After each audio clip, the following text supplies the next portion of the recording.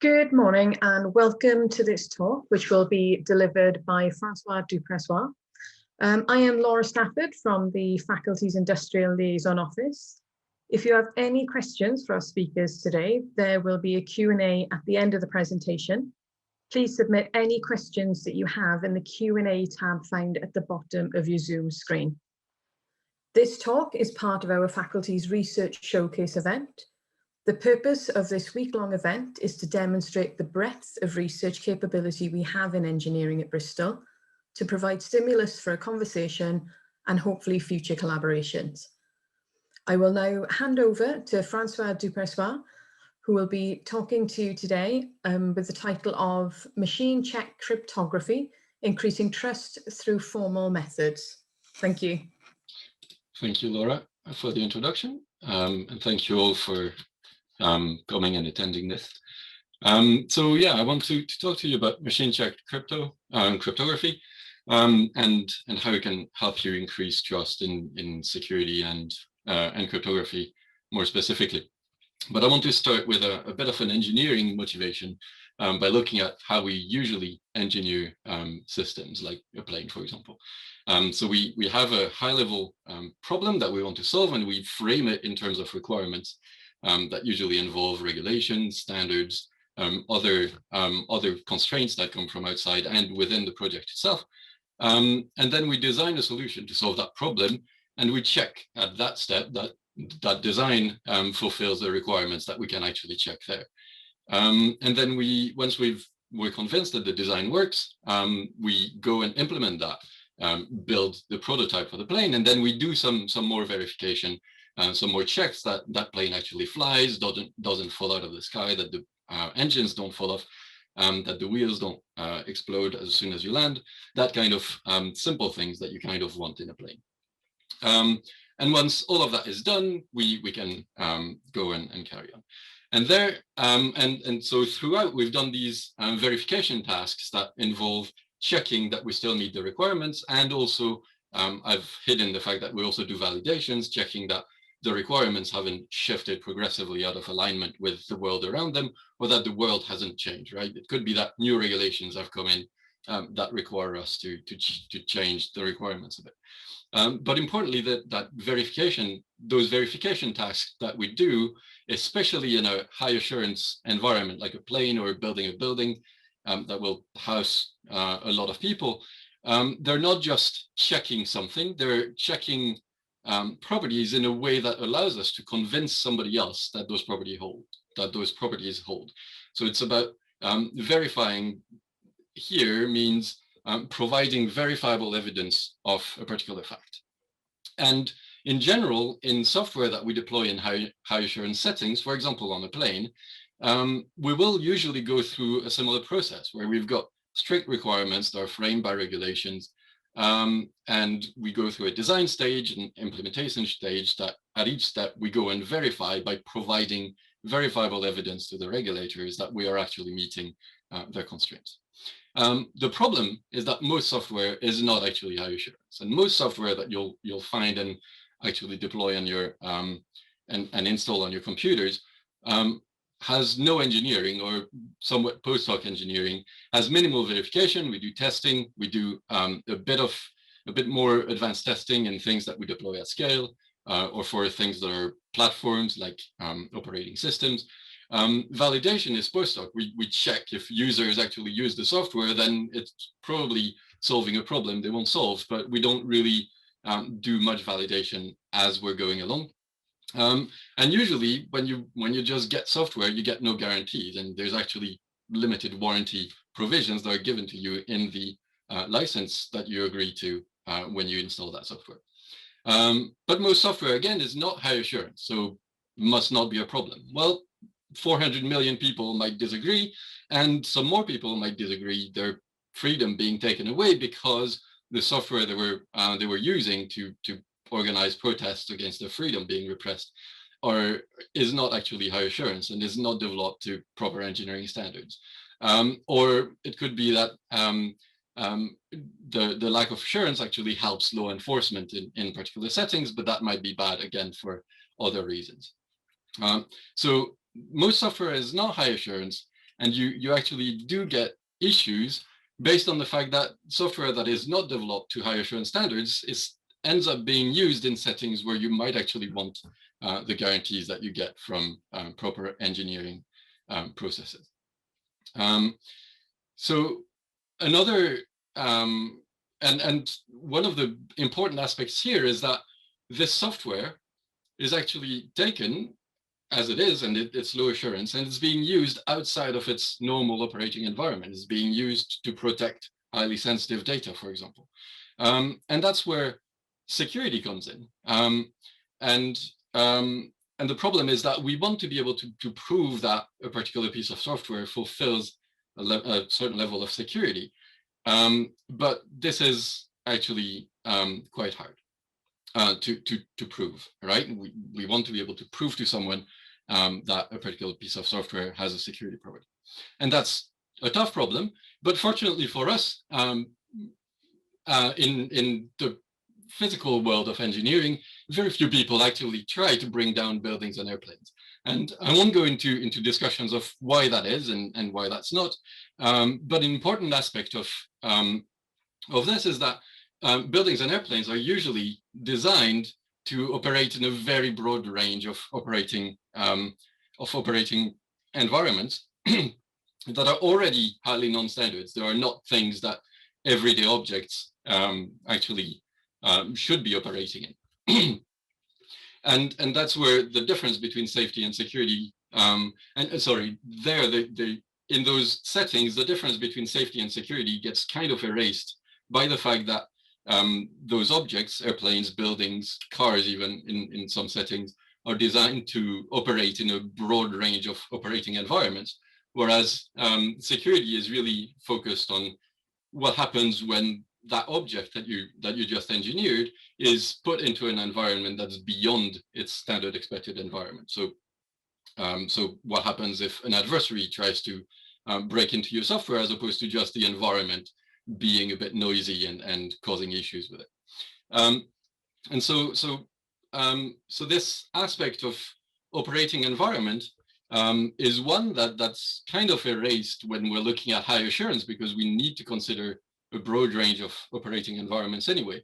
The most important aspect of security that's actually important to consider then is that it only displays that something that's secure should only display the expected behavior instead of being proved to not display any unexpected behavior. And that there's a subtle difference that I won't have much time to go into today. So let's look a bit at what we need to do in order to engineer for security, and I'll narrow down now to talking just about cryptography and cryptographic systems. So we've still got this general 3 steps of designing requirements, designing a solution, and then implementing that solution. But now the requirements, instead of just defining the security goals and highlighting the constraint, we also want to define how non-standard we want to let the environment be. So that's where we define our threat model, our adversary model, our trust model. And I won't, again, go into those details too much, but we can, but I'll loop back to that at the end. And then at this stage, we can verify that these meet the problem constraints, and those could be from regulators, from standards, and other places. Then we design an algorithmic solution, and we verify that it meets the requirements. And that's usually in the form of security proof, where, again, verifying means that we provide some evidence for someone to look at and convince themselves that we do meet the requirements. And then we implement the solution, and we, again, verify it meets the requirements. And there, let's assume that we're really good at defining security goals and identifying which threat model we're in, at designing algorithmic solutions and picking the right standard solutions to put together a system that works, and then implementing that we're also really good at. It still leaves the issue of being able to verify at each step that the problem constraints, the requirements are met in a way that allows us to prove that to somebody else, right? So these 3 things are the things I want to talk about today. And actually the first one, I'll just again loop back on it at the end.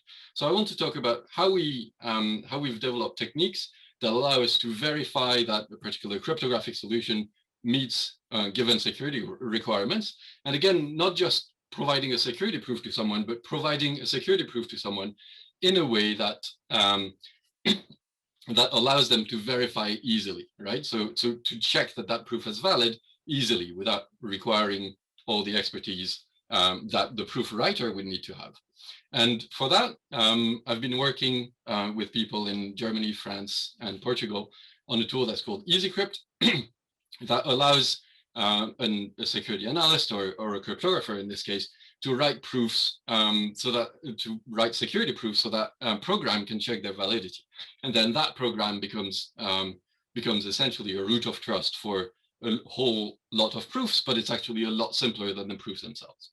And that means that if you're looking at a solution, at a cryptographic solution that comes with a machine check proof of its security, all you have to do is install the tool and evaluate it to make sure that it fits with your constraints, push a button and get a thumbs up that says, yes, this proof is actually valid. You can trust that the claim that proof is for is actually true.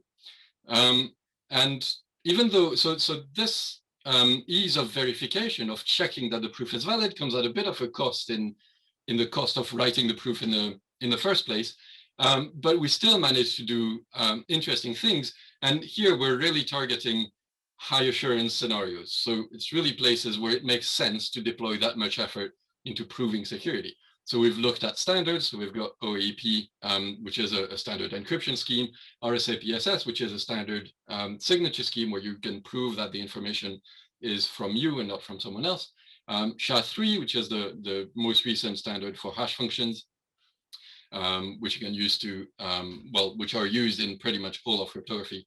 And then a MAC scheme, which is a symmetric signature style, so authentication scheme as well. So we've built a library of verified cryptographic standards that have a verifiable proof, in the sense that, again, you just push a button and get something that gives you a thumbs up. We've also worked with industry on some advanced protocols. So there is a proof in Easycrypt for the Amazon Web Services key management service, which is used for managing keys on all cloud deployments. We've got a couple of proofs in electronic voting that we're working with Cytel and Civica and other partners to actually adapt to what they're deploying. And we're actually working with Civica on getting electronic voting with verifiability into their offering. And currently working with Oblivious on a proof of security for Oblivious computation as a service. So where two parties, one has a model, the other one has data, want to actually compute the result of that model on the data, but they don't want to share the information they have with each other. And Oblivious serves as a middleman in this case. And we're going to build a proof that indeed they are not learning information and not leaking any of the information to the two parties involved. So here we've got a solution, or at least a preliminary solution. There's still quite a bit of research needed that allows us to show that an algorithmic cryptographic system actually meets the requirements that we've set. So in this case, it's security requirements.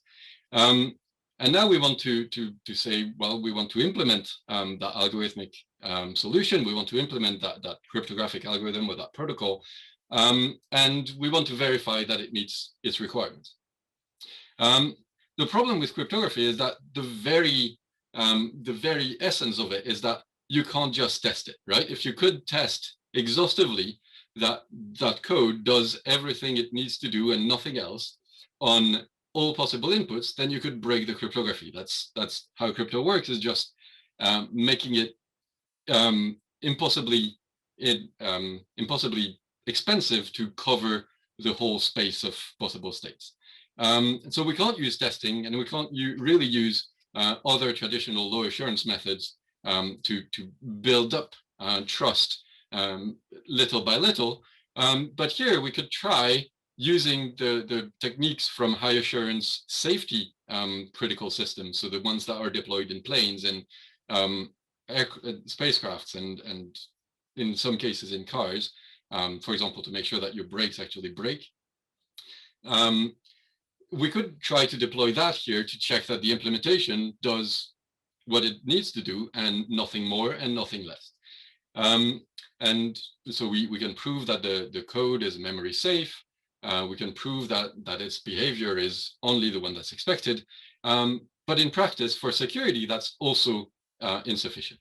And the reason for that is that in crypto, we need to worry about side channels and covert channels, which are sources of information that are not actually functional. They are not just the input and output of your system that will leak information to the system, to the adversary, to the environment, but also, for example, the time it takes to compute the output given the input. So here I've got a picture of a passport, and the fact that it's Canadian has nothing to do with it, because the problem is with French passports. But there was an issue where the electronic passport standards is defined so that it's actually hard to track people without actually being a border agency, essentially. So you can't just walk around with an RFID reader and follow people around and make sure that, or have RFID readers throughout a city, for example, and track people who carry their passport and be able to track their movement.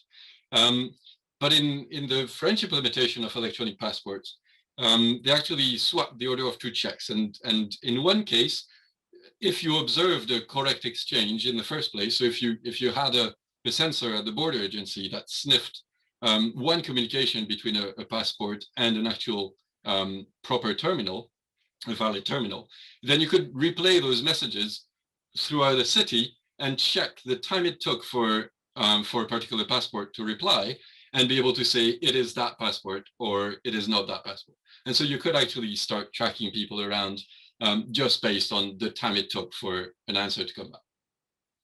And there's lots of other side channels that you need to consider. For example, through power, the power consumption of a particular system actually leaks quite a bit of information about the data that's being manipulated. So if you're working on secrets, somebody's ability to read power consumption information will actually possibly leak information about the secret system. And so we've been developing techniques to go beyond just proving algorithmic security and towards proving implementation security. And there, all we need to do really is to say, well, if we've got a secure implementation, a secure specification or a secure algorithm, and in addition, we can prove that the implementation doesn't leak through timing or power, then we get security of the implementation itself.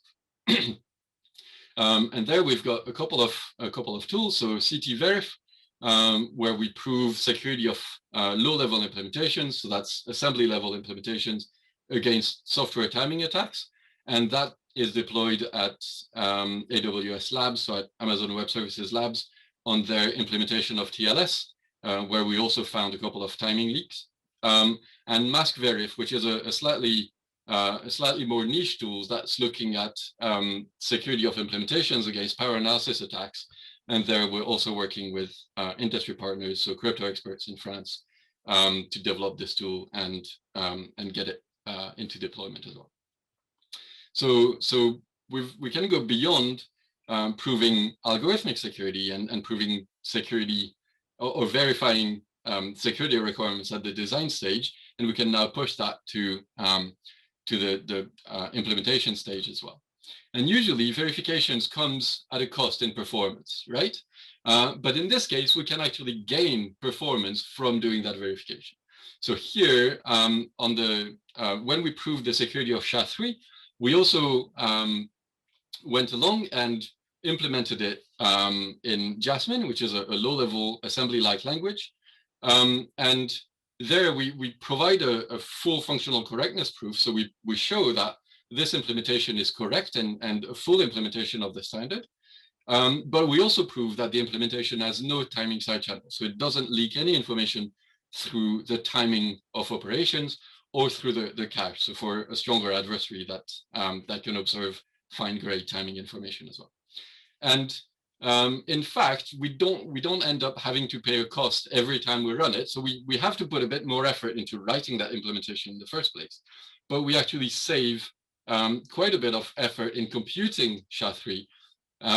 And compared to OpenSSL, which is the highest the fastest implementation at the time, we're gaining a factor of 1.5 in the amount of computation we can perform in the same time. So we can compute more with verified and provably secure code than we can with standard assembly code. So here there is a high cost to pay, or a higher cost to pay in order to get the implementation in the first place, but then you save in energy and in time every time you run that bit of code. So if it's going to be a bit of code that's going to be deployed for a long time, you might actually save quite a bit in the long term as well. So I want to loop back now to this slide and to our meerkats. So let's say we've solved and with big scary air quotes around solved the verification problem at design and implementation level. And again, there's those tools that we've developed are quite not ready for full-scale industrial deployment yet, but we're working on this, and we'd like to work with you on getting more use cases out. But so let's say we've solved these two problems at design and implementation stage. Has that actually solved the problem of engineering for security? Well, the answer is no. There's still this big fat red arrow right on the problem of verifying that the requirements, that the security goals and the high-level threat model that we're considering actually meet the problem constraints. But what we've done is that by solving the other two problems, the design and implementation verification problem, we've made it so that evaluators, when they evaluate a cryptographic solution, they no longer need to spend any effort, or they no longer need to spend as much effort checking that the proof is valid, checking that the implementation is as secure as the algorithm is, because we provide verifiable evidence of those facts to them.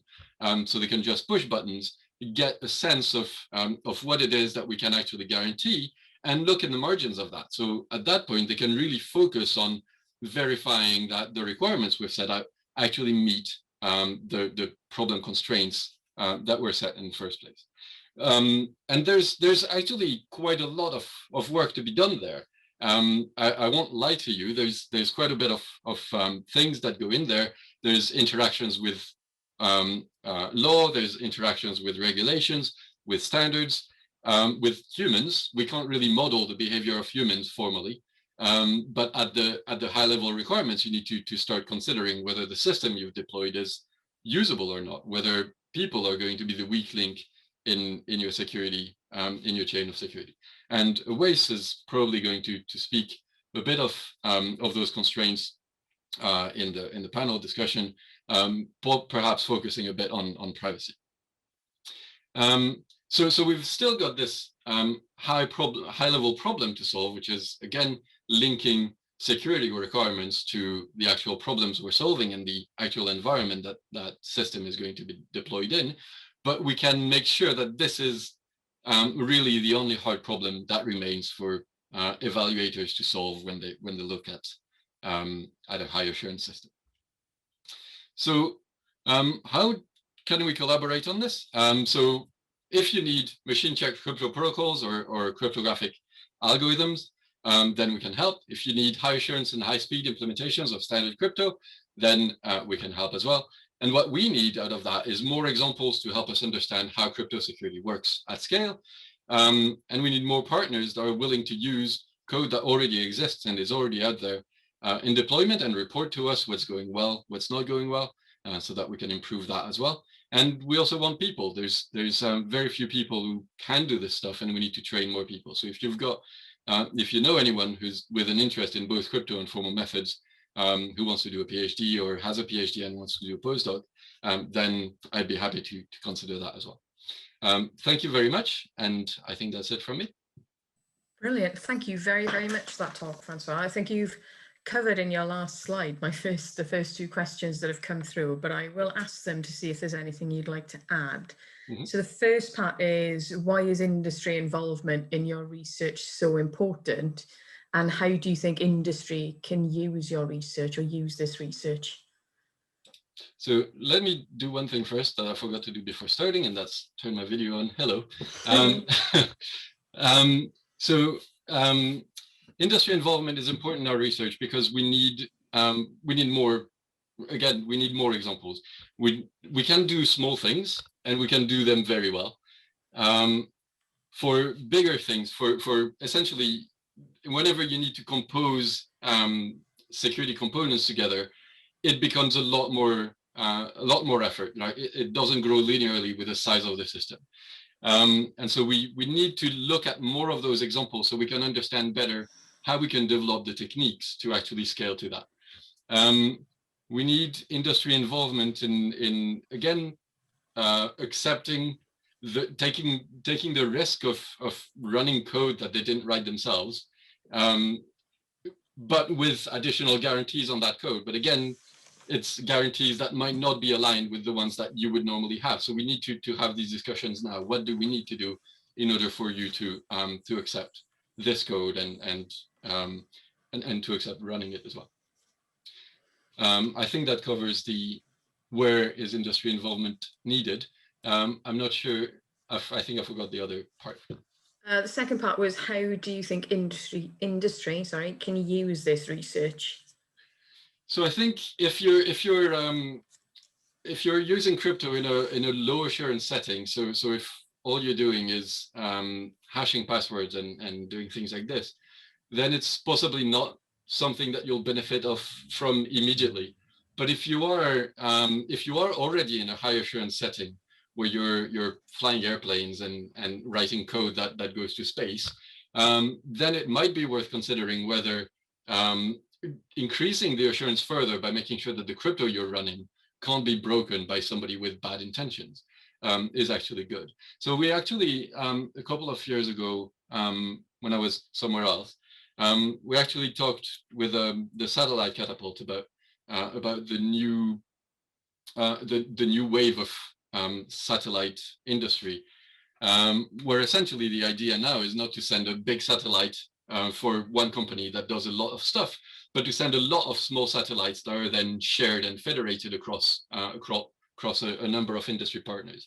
And the idea there was that those satellites would essentially be clouds above the clouds, right? So you would have a shared computing platform that all of the people who buy in, or all of the entities that buy into that constellation, can actually run code that they write themselves.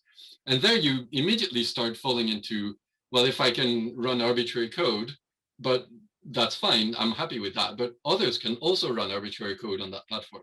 How do I know that the code I'm running is actually secure? And all of that involves quite a lot of cryptography. And because you can't just patch a satellite, you can't just go in and plug in a USB stick and get it running. You need to get all of that security done right up front. You can't just backload it onto the system afterwards. On the other hand, you don't need to worry so much about physical attacks because the cost of that is going to be quite expensive, right? If somebody wants to measure the power that your satellite is consuming, they'll need to send somebody up there in a suit and just put electrodes at the battery there. So that might be worries that you don't need to have. But again, this is one of those scenarios where increasing assurance is probably a good idea. Another place where increasing assurance in crypto is a good idea is hardware. So if you're going to be deploying hardware, again, you can't patch that. And we are actually looking a bit more at, so we haven't looked too much at hardware yet, but we are starting to look at that as well. And we'd be very happy to find partners who are interested in that. We've got a question from Sophie. So do the companies that you work with tend to have their own in-house security teams? Or, well, do you work with companies who don't, but are trying to develop their own in-house capabilities? So the companies we've worked with so far are either security or cryptographic companies, or companies that have a very high stake in getting security. So Amazon Web Services, their whole thing is cloud. So they need to provide security.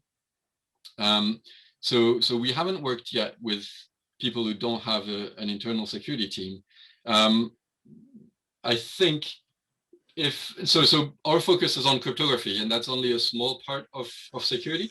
So I think if you don't have a security team yet, then I need to start looking broader at the security at the cybersecurity team as well, rather than just the high assurance crypto team. But we collaborate with Aways quite a lot as well, and we'd be very happy to be involved in those discussions if you think you're interested. Brilliant, thank you. Earlier in the talk, you talked about not being ready for full-scale deployment in that area. Mm-hmm.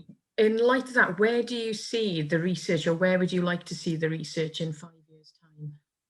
So I think that the main issue that we have, and I think I touched on it a couple of minutes ago, is about scaling. So it's about moving from small protocol, from small algorithms, so from those things that are standard, to much larger protocols.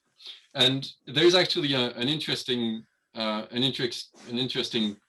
curve that we could draw, although I won't do it because it's completely unscientific. But if we're looking at very small things like cryptographic primitives like SHA-3 and CMAC and RSA OEP and other core cryptographic algorithms, then the proofs involve a lot of complicated maths, but they are carrying over very small objects.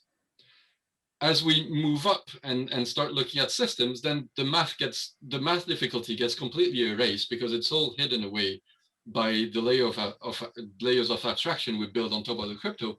But we start looking at very large systems that are distributed, where there's lots of non-determinism, so of behaviors that we can't really predict because there's inputs that's coming from all over the place. The system itself, even without an adversary involved, might actually be non-deterministic because you can't predict when one part of the system will wake up and send a message to another part. And all those additional difficulties mean that the techniques that we deploy in the small, complicated things don't work right at the large, simple things end of the scale. And so and there are tools that exist that do that top end of the scale really well, but we don't have a unified tool that can actually smoothly transition from one end to the other and actually connect all of those blocks together. And I think this is really the direction I would like research to go into in the next 5 years. And also, so that's in one direction, scaling up to more and larger protocols and systems. And at the other end, when we start looking at implementations, I want research to really grow into that direction in looking at the interactions between hardware and software. So we're really good at saying, assuming that hardware behaves in a certain way, this software is secure. And then separately showing that that hardware does not behave in that particular way. But we're not really good at making that abstraction layer a bit more porous, at taking the nitty-gritty details of the hardware and its bad behaviors and taking those into account in proving the security of software. Brilliant. Well, thank you very much, François. This brings the session to a close. Mm-hmm. I would like to thank you all for attending and for your questions. Also, I would like to thank our speaker, François Dupressoir. In the current climate, online is the only way we're really able to do this. We appreciate it's not as interactive as we would like, with those cups of tea and a biscuit and those informal conversations. If what you've heard today or throughout this week has captured your interest, please do get in touch with us. The Industrial Liaison Office is here to connect you with our academics, students, and our contact details will be sent following this event. So I would like to just say a very big thank you again and goodbye.